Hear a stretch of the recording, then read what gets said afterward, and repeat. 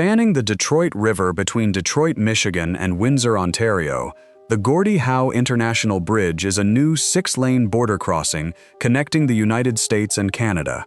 It officially opened to traffic on July 27, 2026, after years of planning, engineering, political negotiations, and one of the largest infrastructure construction efforts in North America.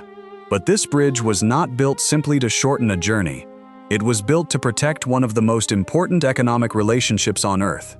The Windsor-Detroit corridor carries approximately 30% of Canada-United States trade, transported by truck. More than $274 million in goods can move through this gateway in a single day. A delay here does not remain in Detroit or Windsor. It can affect factories, warehouses, stores, and supply chains across an entire continent. For decades, much of this traffic depended on the Ambassador Bridge, along with the Detroit-Windsor Tunnel and other specialized crossings. But as trade increased, so did the need for greater capacity, stronger border facilities, and another reliable route across the river. The result is a bridge unlike any other in North America, approximately 2.5 kilometers long. 6 traffic lanes, 2 massive towers, a clear main span of 853 meters, with no support pier placed inside the Detroit River. That makes it the longest cable-stayed main span in North America. And behind those statistics is an even bigger story. How do two countries build a bridge together?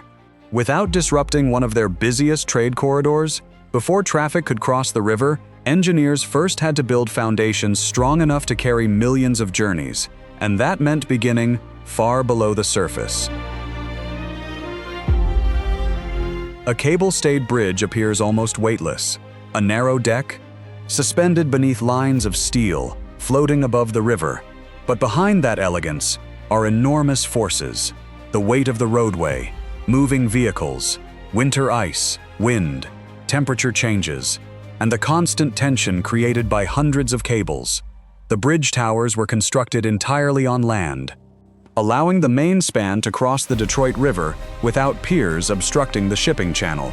Each tower is supported by foundation shafts drilled approximately 36 meters into the bedrock.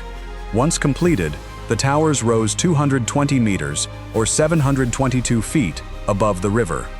Their inverted Y shape was not chosen only for appearance. The structure transfers the enormous weight of the bridge deck through the stay cables, into the towers, and finally, into the foundations below. The bridge uses 216 stay cables, 108 connected to each tower. Inside those protective outer pipes are thousands of individual steel strands. Each cable was tensioned with precision, allowing it to support a specific part of the bridge deck. Too little tension, and the deck could move out of position. Too much, and the structure could experience unnecessary stress. Together, the cables create a balanced system, each section supporting the next. The bridge deck was constructed outward from both sides of the Detroit River. Canadian crews advanced from Windsor, American crews advanced from Detroit. Section after section, the two countries moved toward the same point. Then, in 2024, the remaining gap was closed. For the first time, the two sides became one continuous international crossing. It was more than a construction milestone. It was the physical connection of two nations in the middle of a river. The project was overseen by the Windsor-Detroit Bridge Authority, a Canadian Crown corporation created to deliver and manage the crossing.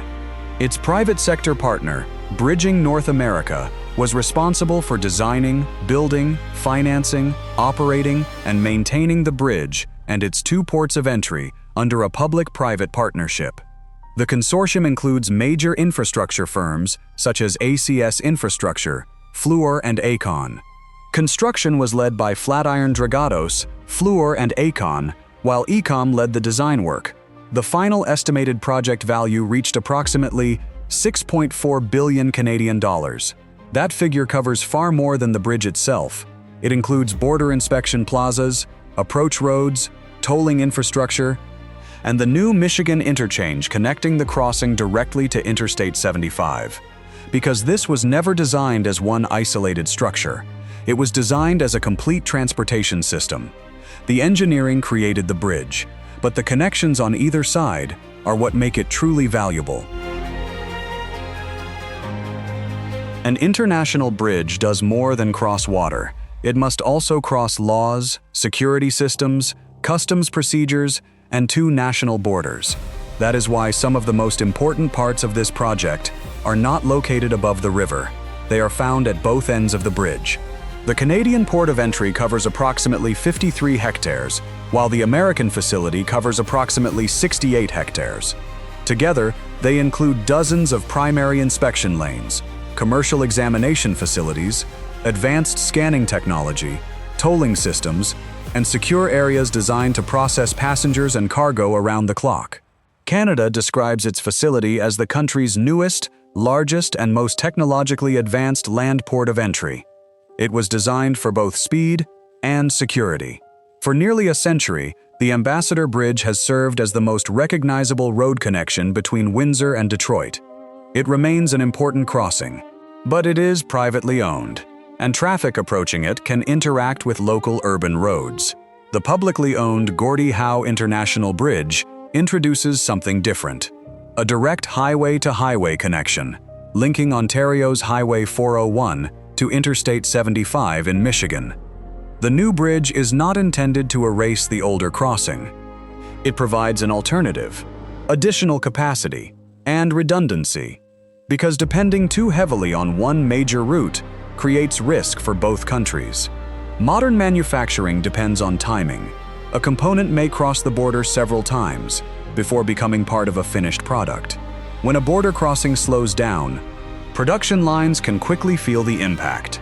Past disruptions in the Windsor-Detroit corridor have shown how a single delay can create hours of congestion and economic losses reaching far beyond the border itself. The new crossing gives businesses another route and governments another layer of resilience. Yet the bridge is not only for trucks and cars. A protected multi-use path allows pedestrians and cyclists to cross the international border. It forms part of the Trans-Canada Trail system, turning a major trade bridge into a new public connection between 2 communities. For the first time, people can experience the Detroit River crossing at a human pace, not behind a windshield, but on foot or on 2 wheels. Steel and concrete created the crossing, but its real purpose is movement of goods, movement of people, and movement between 2 countries whose economies have been connected for generations. The most important bridges do more than connect 2 shores. They connect industries, communities, opportunities, and sometimes entire nations. The Gordie Howe International Bridge carries all 4. The bridge carries the name of Gordie Howe, the Canadian hockey legend who became an icon in Detroit while playing for the Red Wings. The name was announced in 2015, honoring a man whose life connected Canada and Michigan long before the bridge did. Even the curve of the bridge towers was designed to reflect the movement of a hockey stick during a slap shot. A subtle architectural tribute, built into one of North America's largest structures. The project also became a major regional employer. Since construction began in 2018, more than 14,000 workers contributed across Canada and the United States, while hundreds of local businesses participated in the project. Community benefit programs supported training, employment, public spaces, and improvements in neighborhoods on both sides of the river. The bridge changed the skyline, but it also changed lives long before the first public vehicle crossed it. The bridge is jointly owned by Canada and Michigan.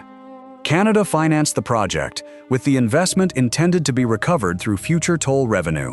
After those costs are repaid, net revenues are shared under the binational agreement. It is a long-term infrastructure investment, designed to operate not for one political term, but for generations. For years, the Gordie Howe International Bridge existed only in plans. Then came negotiations, land acquisition, engineering, construction, a global pandemic, and thousands of individual challenges that had to be solved one by one. Today, the bridge is open. Its towers stand above the Detroit River. Its cables carry the weight of an international highway, and its 6 lanes provide a new route through one of the most important trade corridors in North America. But the true scale of this project cannot be measured only in meters, dollars, or tons of steel. It will be measured in the journeys it makes possible, the factories it keeps moving, the businesses it connects, and the relationship it strengthens between two neighboring nations. Because the greatest bridges do not simply cross rivers, they overcome distance, they reduce uncertainty, and they create connections strong enough to carry the future.